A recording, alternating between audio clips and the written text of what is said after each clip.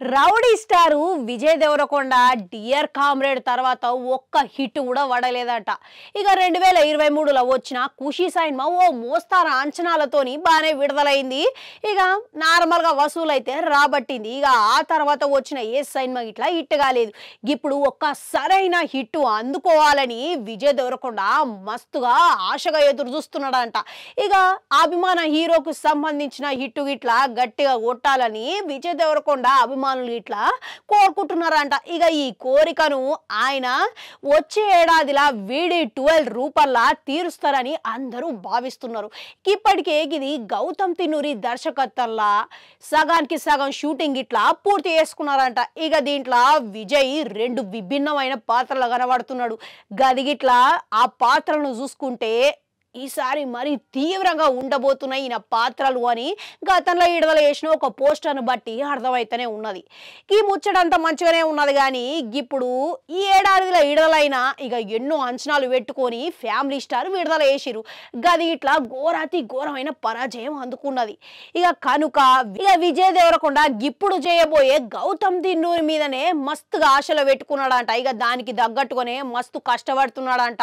అంతేకాకుండా ఈ సినిమా తర్వాత మరో 3 పాన్ ఇండియన్ సినిమాలు వెంటనే ఉండడంతో ఇక ఆయన మార్కెట్ నిలుపుకోవాలంటే ఇప్పుడు గౌతమ్ తిన్నూరి దర్శకత్వంలో వచ్చే సినిమా ఖచ్చితంగా బ్లాక్ బస్టర్ హిట్ కొట్టాలనే ధ్యేయం అయితే పెట్టుకున్నాడంట. ఇక ఆ లక్ష్యం నెరవేరుతారా లేదా అన్నది చూడాలి. మళ్ళా అయితే గీడ ఒక చిక్కు వచ్చి పడ్డది. గదేంటంటే ఇప్పుడు ఈ సినిమా విడుదల తేదీకి గాను కొన్ని ఇబ్బందులు ఎదురవుతున్నాయంట.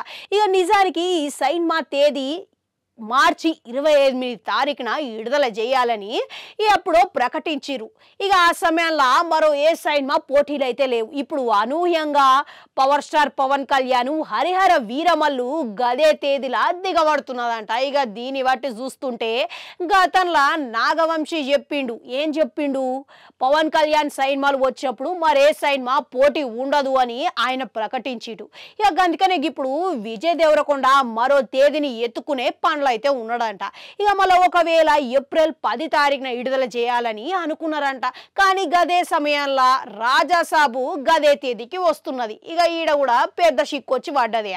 ఇక గదే సమయంలో తేజ సజ్జా నటించిన మిరాయి సినిమా ఇట్లా వస్తున్నది. కానీ ఇక ఆ సినిమాతోని పెద్దగా పోటీ ఉండకపోవచ్చు, ఇబ్బంది అయితే పడకపోవచ్చు అనే మాట అయితే వాస్తవమే.